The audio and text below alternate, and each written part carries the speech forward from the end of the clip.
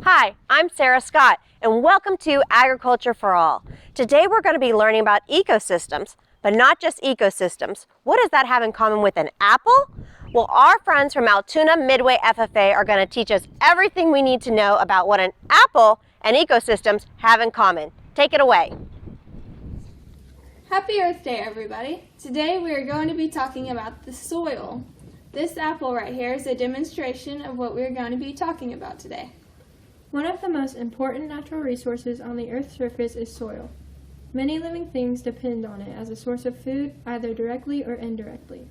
Our land is a precious resource. Scientists and farmers are looking closer to find ways of growing more food. Biotechnology is one method being used to help farmers grow more food. Someday, farmers also could grow food on land that before was not good for farming. For example, a crop could be grown on a very dry or very rocky land. The first part of this apple represents nearly 3/4 of the Earth that is covered in water. That's where the fishies swim. The second part of the apple represents a 1/8 section of land that is uninhabitable, including deserts, mountains, and polar regions that are not suitable for people to live or grow crops. The third part of this apple is the 3/32 section that represents habitable but non-arable land. People can live on this land, but crops cannot be grown because it is too rocky, hot, wet, or it has been developed. And the final piece of the land is a 1/32 of the Earth's surface, which has the potential to grow crop, and this section represents arable land. Remember, next time you bite into a juicy apple, just remember what you just learned about the Earth. Speaking of the Earth, Are you a good friend to planet Earth? There are lots of easy things you can do in your home and school every day to help save the land, air, water, and even animals. So let's celebrate Earth Day and every other day by learning new ways to help keep our planet healthy. Start by making a Circles of the Earth bracelet. Shows everything on Earth is related to everything else. First, take your string and tie a knot in one end.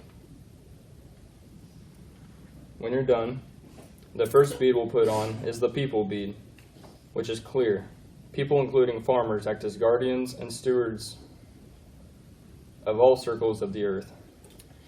the next bead that you're going to put on is called the water bead. It's the blue bead. Water rains down on land. Water collects in oceans, rivers, lakes, and streams. It evaporates back up in the sky and collects in the clouds. The clouds become heavy and rain falls down to land again. The next beads after that you're going to put on are your green ones and the brown one. That is your plant and your soil beads. Plants grow from soil. Plants provide food for animals. Plants provide food for animals provide food for other animals. Animals die and decompose. New soil is made. New plants grow. Earth is a circle. Earth is spinning through space, rotating on its axis, revolving around the sun. The Earth and sun give us the circle of the seasons and the circle of night and day. So put on your black bead for night and your orange bead for the sun and day. The next bead that we're going to put on is the white bead. The white bead stands for air. Animals breathe in oxygen and exhale carbon dioxide. Plants take in carbon dioxide and use it to make food and give off oxygen. Animals breathe it in again. The final bead you're going to put on is your yellow bead. The yellow bead is the sun. The sun provides warmth and light for all of the Earth's circles. Without the sun, plants and animals would not survive. The sun binds us together. So now that we've went around the circle, all the circles of the Earth, you're going to take your string and run it back through the clear bead. And then tie a knot on that end of the string.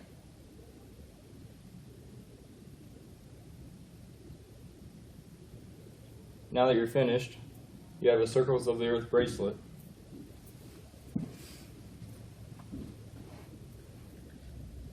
Your finished product should look like this. Remember, Every day is Earth Day. Thank you to our friends at Altoona-Midway FFA. I had no idea that an apple could represent ecosystems in such a way, and I know I won't be eating an apple the same way again. I appreciate them sharing those details with us.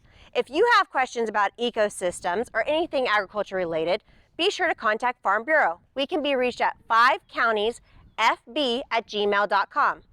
On behalf of the Neosho, Montgomery, Labette, Crawford, and Wilson counties, thank you so much for joining us today.